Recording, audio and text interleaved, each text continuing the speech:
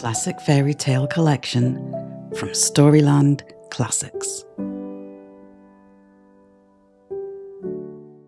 Jack and the Beanstalk. Once upon a time, there lived a poor widow and her only son, Jack. One morning, Jack's mother told him to take their cow to market and sell her, for they had no money left.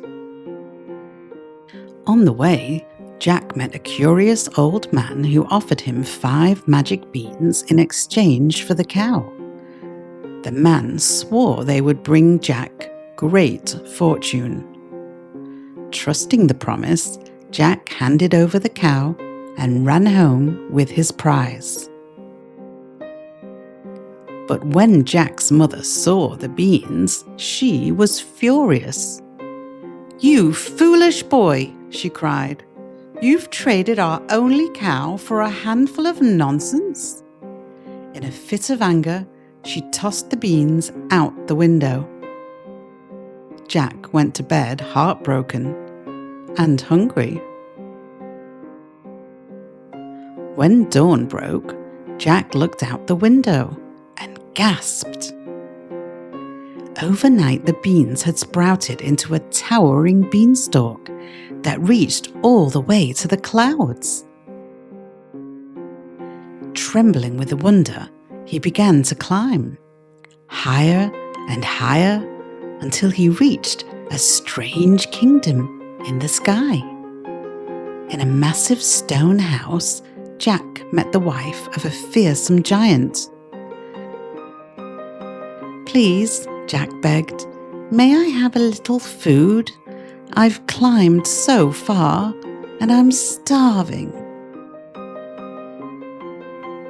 The kind woman gave him bread and milk. But just then, the ground began to quake. The giant was coming home. Jack darted behind the stove as the monstrous voice bellowed through the hall. "Fee, fi, fo, fum, I smell the blood of an Englishman.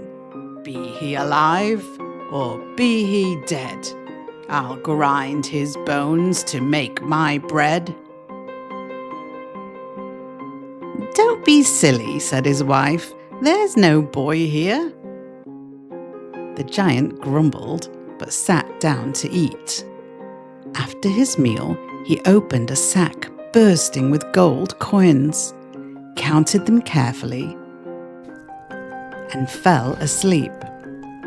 Seizing his chance, Jack stole a sack of gold, crept outside, and scrambled down the beanstalk. His mother wept with joy. They could live well for a time. Yet greed and curiosity soon returned. Jack climbed the beanstalk again, back to the giant's house. Once more, the giant's wife pitied him and gave him food. But before Jack could finish, the thunderous footsteps shook the floor again. The giant burst in, roaring. "Fee, fi, fo, fum. I smell the blood of an Englishman. Be he alive or be he dead, I'll grind his bones to make my bread." Again, his wife soothed him, and he ate until he was full. Then he brought out a hen and barked, "Lay!" To Jack's amazement, the hen laid a golden egg. When the giant fell asleep, Jack snatched the hen and hurried down the beanstalk. His mother was delighted, but warned him never to climb again. Days later, Jack's daring nature got the better of him he climbed once more to the castle in the clouds. The giant's wife, though wary, gave him food again. But before long, the giant stomped through the door, growling, "Fee, fi, fo, fum, I smell the blood of an Englishman. Be he alive or be he dead, I'll grind his bones to make my bread." "Don't be ridiculous," said his wife, though her eyes flickered towards Jack's hiding place. That night, while the giant snored, Jack crept into his chamber and saw a golden harp that played music by itself. He reached out, but suddenly the harp cried, "Help! Master! A boy is stealing me!" The giant awoke with a roar and gave chase. Jack fled down the beanstalk, the harp clutched in his arms. As Jack's boots hit the ground, he shouted to his mother, "Bring me the axe!" He seized it and swung with all his might, chopping at the beanstalk. Wood splintered and vines tore until the enormous stalk cracked in two.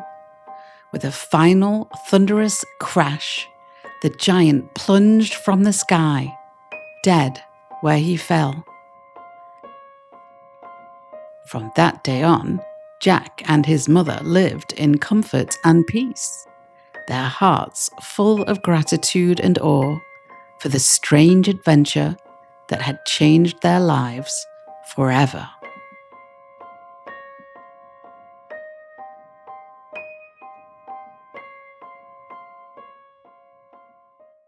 The Princess and the Pea by Hans Christian Andersen. Once upon a time, there lived a prince who wanted to marry a princess, but she needed to be a real princess. He travelled all over the world to find one, but nowhere could he find what he wanted. There were princesses enough, but it was difficult to find out whether they were real ones. There was always something about them that was not as it should be. So he came home again and felt very sad, for he would have liked very much to have found a real princess. One evening, a terrible storm came. There was thunder and lightning, and the rain poured down in torrents.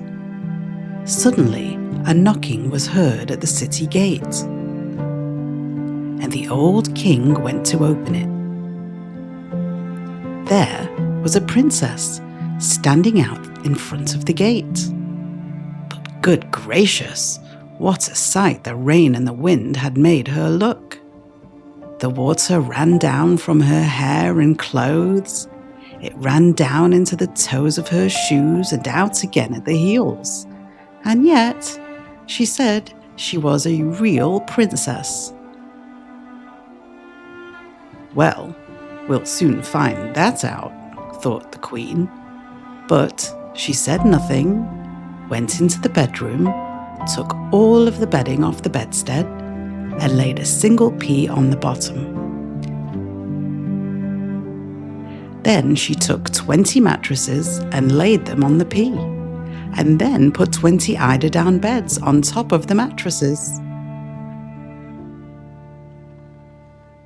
On this, the princess had to lie all night.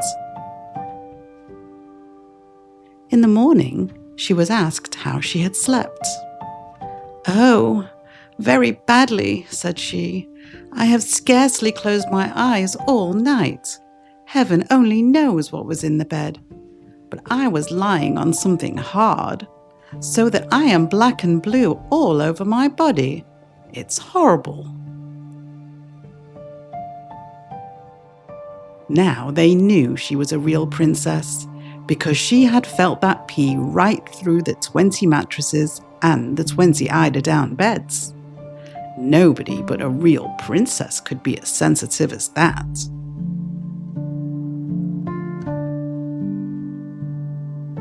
So, the prince took her for his wife, for now he knew that he had a real princess. And the pea was put in the museum, where it may still be seen, if no one has stolen it. And that is a true story. Little Red Riding Hood by Lydia Louisa Very. There was a lonely cabin within a dark old wood, and in it with her mother there dwelt Red Riding Hood, for she was good and loving, and beautiful as good, with daily acts of kindness, Little Red Riding Hood. Afar off in the forest, there lived her grandam old, and she was poor and needy, and often sick and cold. And once a week her grandchild would walk the lonely wood and carry little bundles, she was so very good. One morn the mother started the maid upon her way, and said, "Now you must carry to Grandmamma today this little pot of butter I've churned so nice and sweet. And mind not stop and prattle with anyone you meet."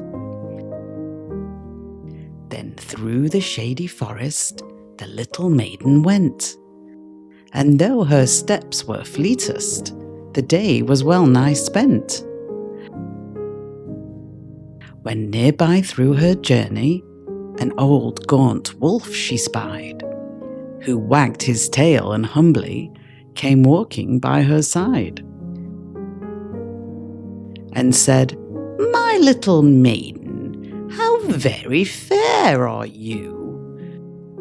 You really look quite handsome.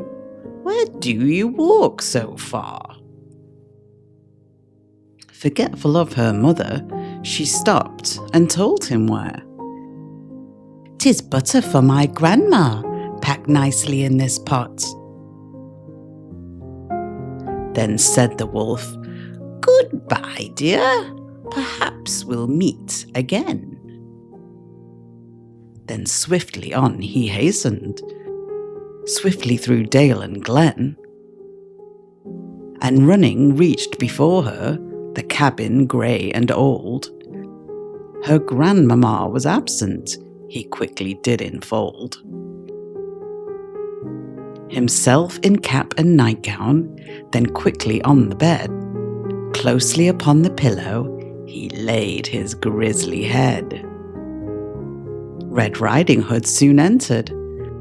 "Oh, Grandmamma, see here, a little pot of butter.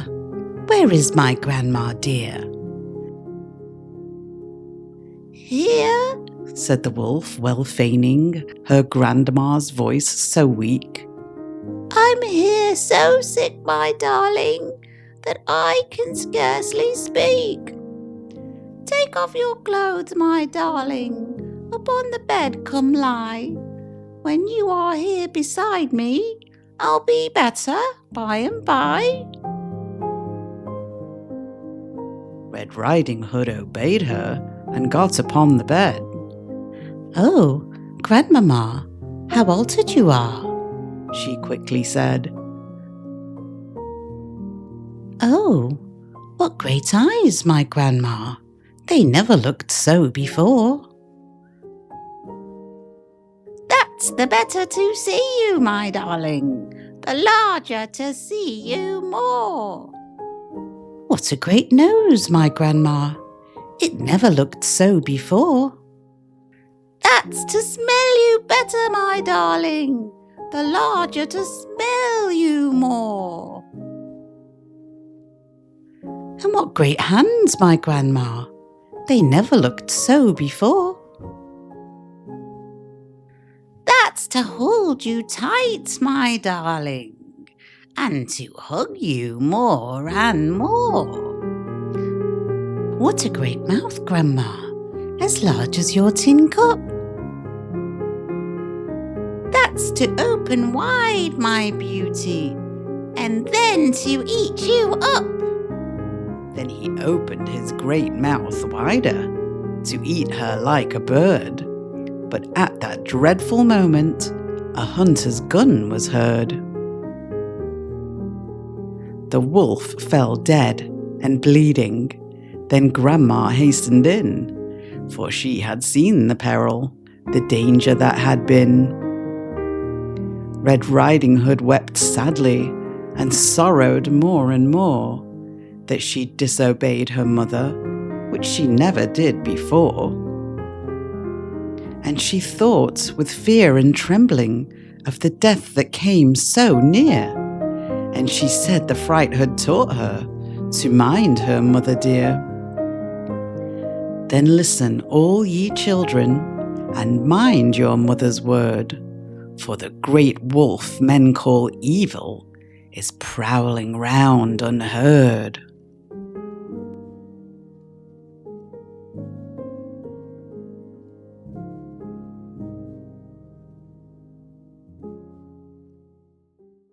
The Ugly Duckling by Hans Christian Andersen.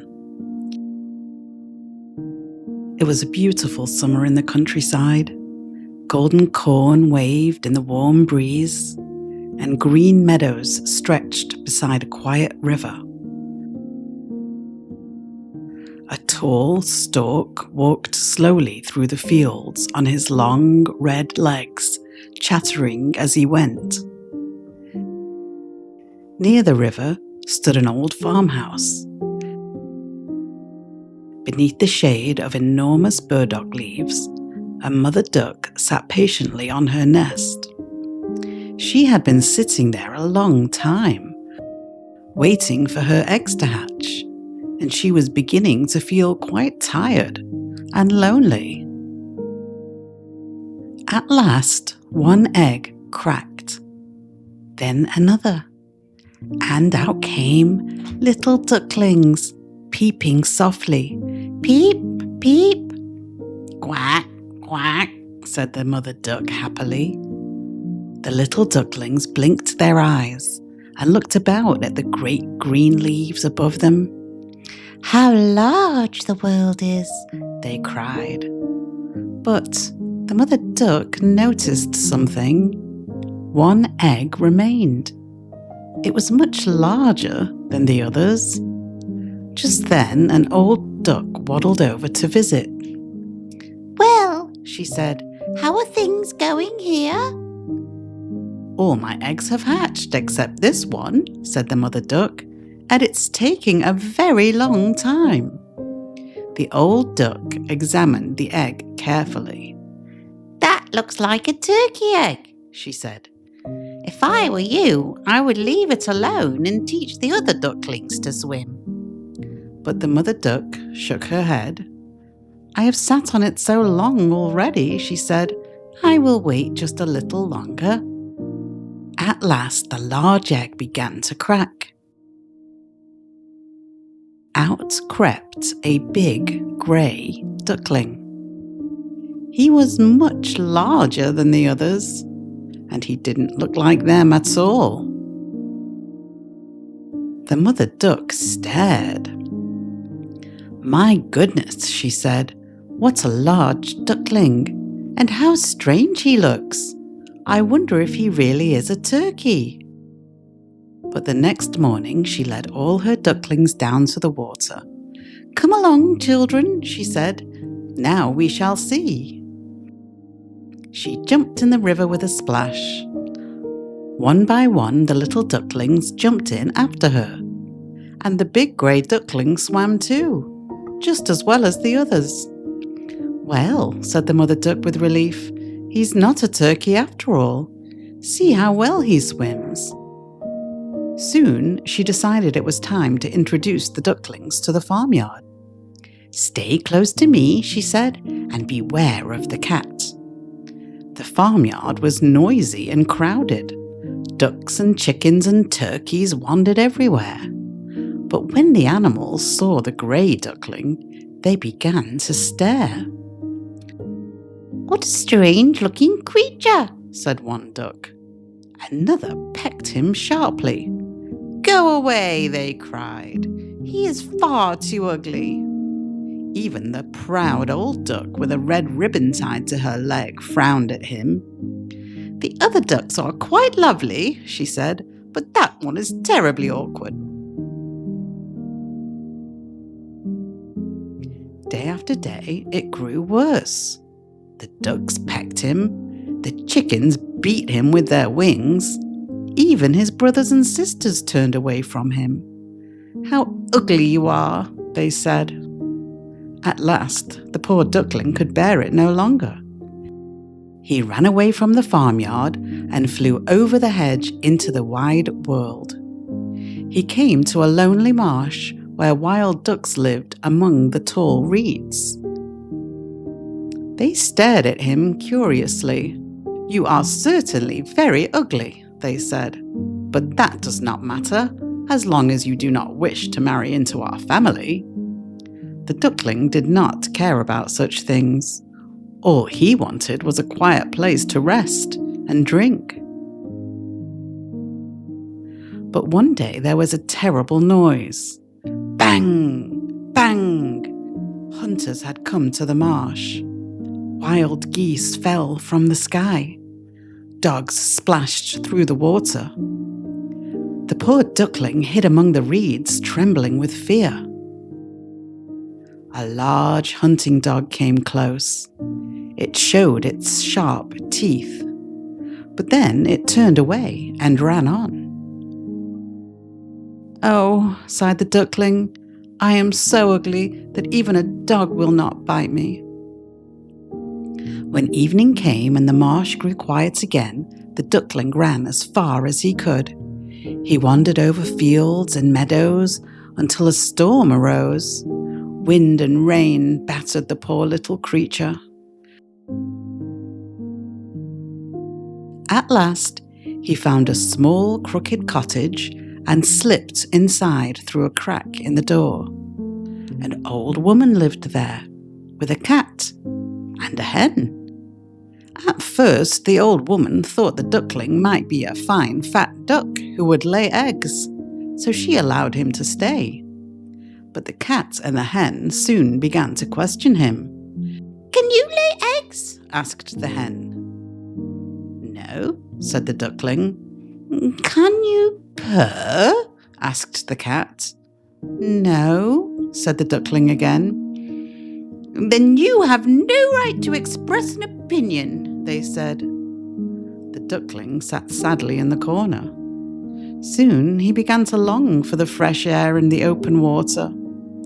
"I think I must go out into the world again," he said quietly. So he left the cottage and wandered on. Autumn passed, then winter came. The wind blew bitterly cold. The ponds froze over.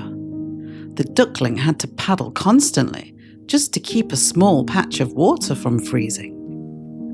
At last he grew so weak that he became frozen fast in the ice. Early one morning, a farmer found him and carried him home. But when the children tried to play with him, the frightened duckling fluttered wildly about the room and escaped out the open door. He spent the rest of the winter alone in the snow. But at last, spring returned. The warm sun shone again. Birds sang in the trees. One evening, the duckling saw something wonderful. A flock of magnificent white birds flew overhead. They curved their long, graceful necks and spread their shining wings. The duckling had never seen such beautiful birds before. They were swans. He felt a strange longing in his heart as he watched them fly away. When spring came fully at last, the duckling found himself beside a lovely garden pond. 3 beautiful swans glided across the water. "I will fly to those royal birds," he said. "They will surely kill me for being so ugly, but it does not matter." He flew down to the water and swam toward them. The swans came closer. The duckling bent his head and waited. But as he looked into the clear water below him, he saw something astonishing. His reflection. He was no longer a grey, awkward bird. He had grown into a graceful white swan. The other swans swam around him and gently touched him with their beaks in welcome. Just then, some children came into the garden. "Look!" cried the youngest. "There's a new swan." "The new one is the most beautiful of all," said the others. The young swan felt shy and happy all at once. He had once been mocked and chased for being ugly, but now he had found his place in the world, and he spread his wings with joy, saying, "I never dreamed of such happiness as this when I was only an ugly duckling."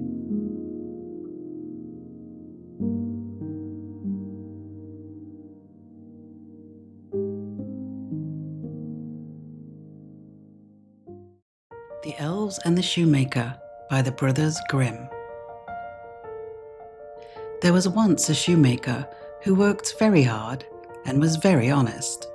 Still, he could not earn enough to live upon. And at last, all he had in the world was gone, save just leather enough to make 1 pair of shoes. Then he cut his leather out, all ready to make up the next day, meaning to rise early in the morning to his work. His conscience was clear and his heart light amidst all his troubles. So he went peaceably to bed, left all his cares to heaven, and soon fell asleep. In the morning, after he had said his prayers, he sat himself down to his work, when, to his great wonder, there stood the shoes, all ready-made upon the table. The good man knew not what to say or think at such an odd thing happening. He looked at the workmanship. There was not 1 false stitch in the whole job. All was so neat and true that it was quite a masterpiece. The same day a customer came in, and the shoes suited him so well that he willingly paid a price higher than usual for them. The poor shoemaker, with the money, bought leather enough to make 2 pairs more. In the evening, he cut out the work and went to bed early, that he might get up and begin the next day. But he was saved all the trouble, for when he got up in the morning, the work was done, ready to his hand. Soon in came buyers, who paid him handsomely for his goods, so that he bought enough leather for 4 pair more. He cut out the work again overnight and found it done in the morning as before. So it went on for some time. What was got ready in the evening was always done by daybreak, and the good man soon became thriving and well off. One evening, about Christmas time, as he and his wife were sitting over the fire chatting together, he said to her, "I should like to sit up and watch tonight, so that we may see who it is that comes and does my work for me." The wife liked the thought, so they left the light burning, hid themselves in the corner of the room behind a curtain that was hung there, and watched what would happen.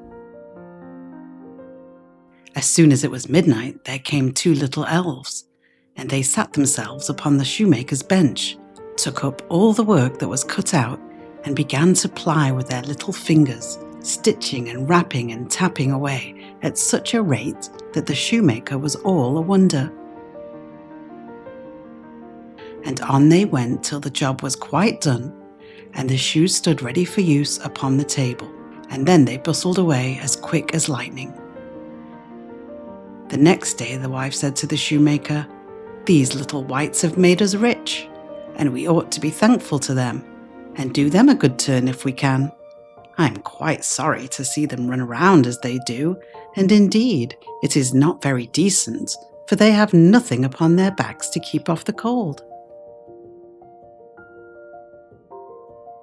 I'll tell you what, I will make each of them a shirt, coat, waistcoat, and a pair of pantaloons, and you will make each of them a little pair of shoes."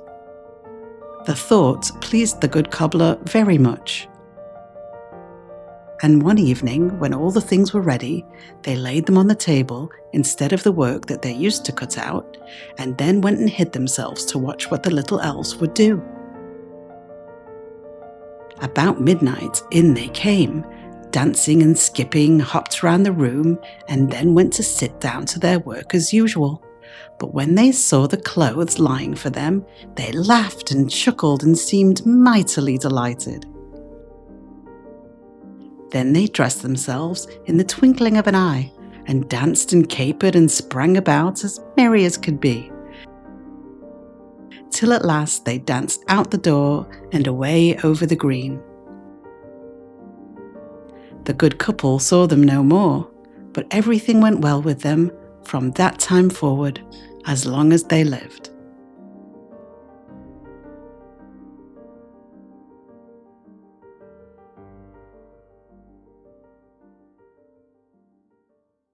Rumpelstiltskin by the Brothers Grimm.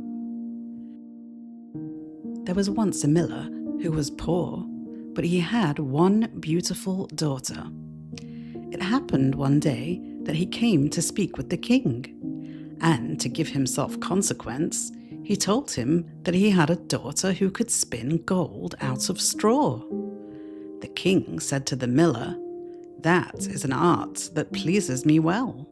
If thy daughter is as clever as you say, bring her to my castle tomorrow, that I may put her to the proof."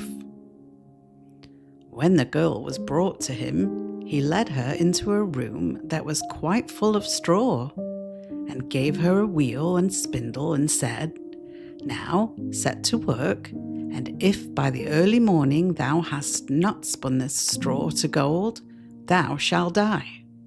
And he shut the door himself, and left her there alone. And so the poor miller's daughter was left there sitting, and could not think what to do for her life. She had no notion how to set to work to spin gold from straw. And her distress grew so great that she began to weep. Then all at once the door opened, and in came a little man who said, "Good evening, miller's daughter. Why are you crying?" "Oh," answered the girl, "I have got to spin gold out of straw, and I don't understand the business." Then the little man said, "What will you give me if I spin it for you?"